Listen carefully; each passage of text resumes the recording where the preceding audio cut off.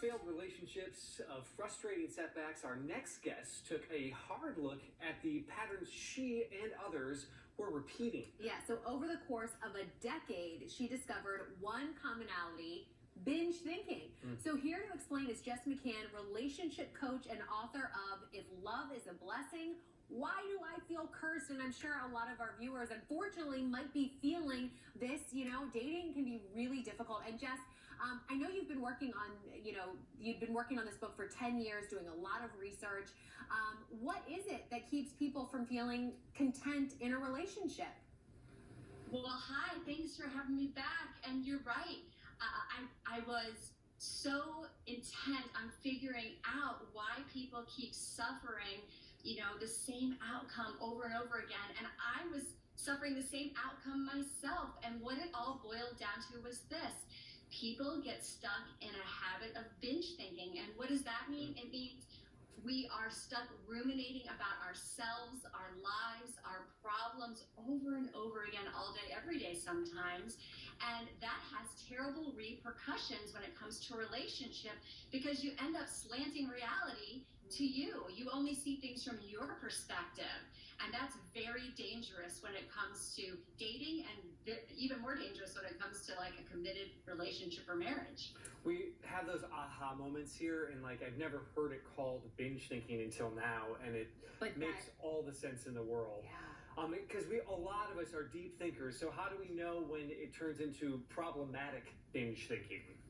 That's a great question, Kev. So, I think the best way to put it is that when we use our mind for what it's primarily used for, it doesn't create negative feelings in our body. So when you've crossed into binge thinking, you create emotions like stress and anxiety, and your mind isn't supposed to do that. So that's one of the telltale signs that you have crossed into binge thinking. And the other thing is that binge thinking rarely occurs in the present moment. The two hallmark signs are that you are binge thinking about something that happened in the past, or something that might happen in the future. So if you realize that even if you're, 5-10 minutes in the future, or still thinking about what happened an hour ago, repetitive thoughts in the future and past imply that you're binge thinking. Wow. I would argue that probably most people suffer from this binge thinking. And I can only imagine, like you said, the effects that it then has on our relationships. What do you think, Jess, are some of the biggest downfalls that binge thinking can have on both our personal and professional lives? Well, one that I see all the time in my coaching practice is how it affects feelings of self-worth. There's a really big push right now to change self-talk from negative to positive. But if you're a binge thinker, that's not going to help with your self-esteem, because what I've witnessed in my coaching practice, and even for myself, is there's an inverse relationship between thoughts of self and self-esteem. Meaning the more you think about yourself, whether it's negative or positive, the lower your feelings of self-worth are actually going to go. So if you want to raise your self-esteem, you really need to take the focus off yourself, get outside your head, and focus on, the present moment or other people. So that's primarily, one of the big ones.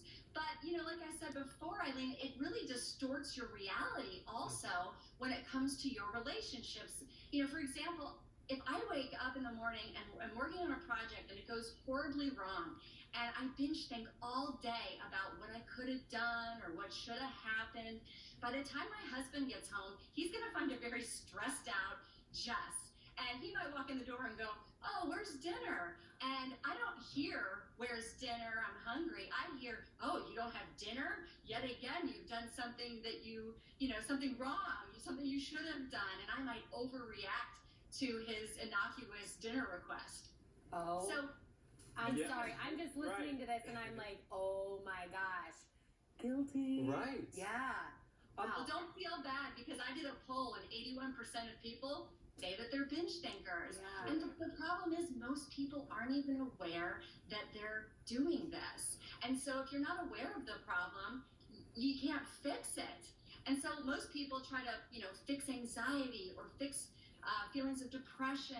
And really what we need to be working on is the core problem is our mind. And feeling this lack of control over our own thoughts is, primarily the problem, in my opinion. Once you realize you're a binge thinker, you can take steps to stop the binge thinking and feel better. Okay, so here we go. Now that we've acknowledged that we all have the problem and that we are all binge thinkers, and we've had those sleepless nights where we're worried about things that don't matter, how do we stop binge thinking?